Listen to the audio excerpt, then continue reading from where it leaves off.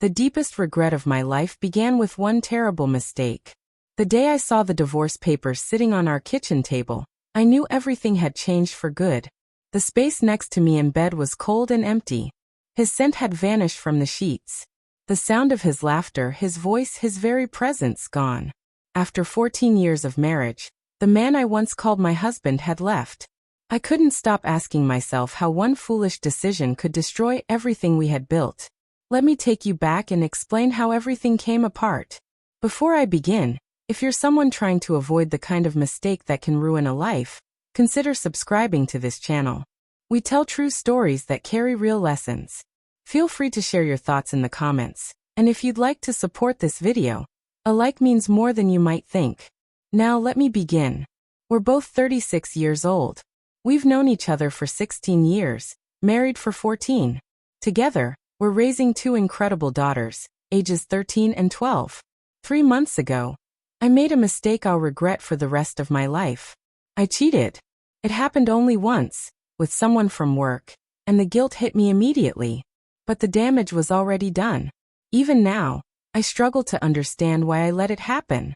I've told myself it was because I felt unseen, buried under responsibilities, desperate to feel noticed and appreciated again. But the truth runs deeper. That truth is something I'm still trying to uncover in therapy. If you love your parents, go ahead and hit the like button and subscribe. If not, feel free to leave a comment, hate or otherwise. Just know, what I'm about to share contains painful realities that might help someone else face their own. My husband and I met in college. We clicked instantly. He wasn't just my boyfriend. He became my best friend, my emotional anchor, the one I trusted with everything.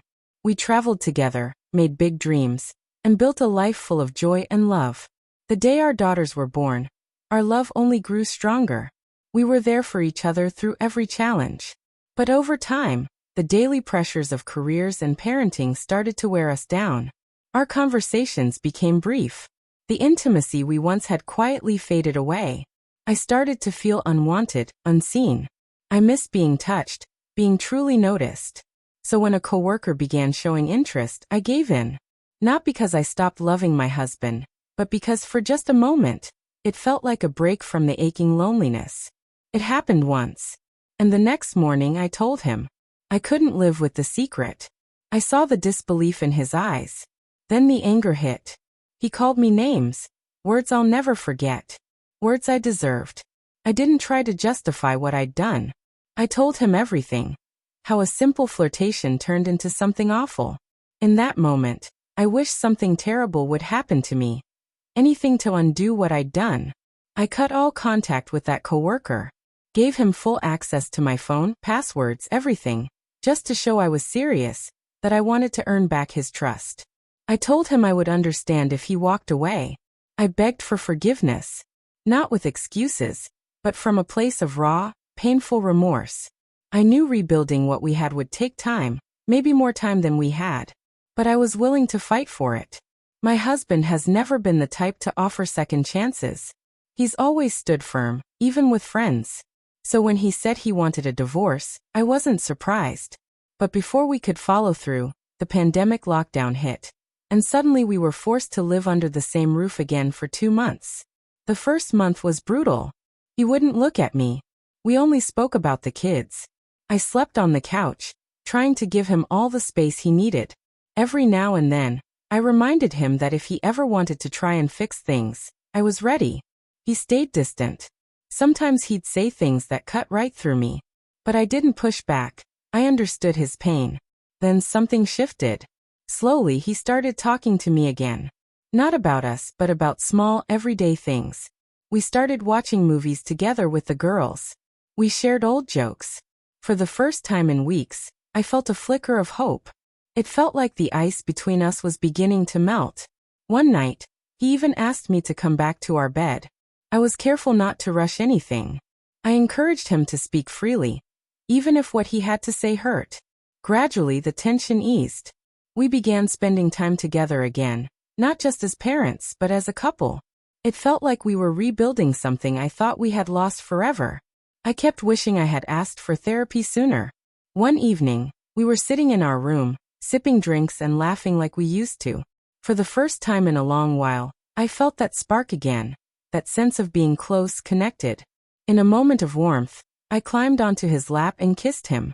It felt like we had gone back in time. But then he stopped me. Tears rolled down his face as he told me to stop. That moment crushed me. Seeing how much he was still hurting, it broke something inside me. I softly apologized, and we lay there in silence. I realized then that maybe I had pushed him too far. 2 days later, he said he had made his choice. He appreciated everything I had done to make amends. He saw the progress we'd made.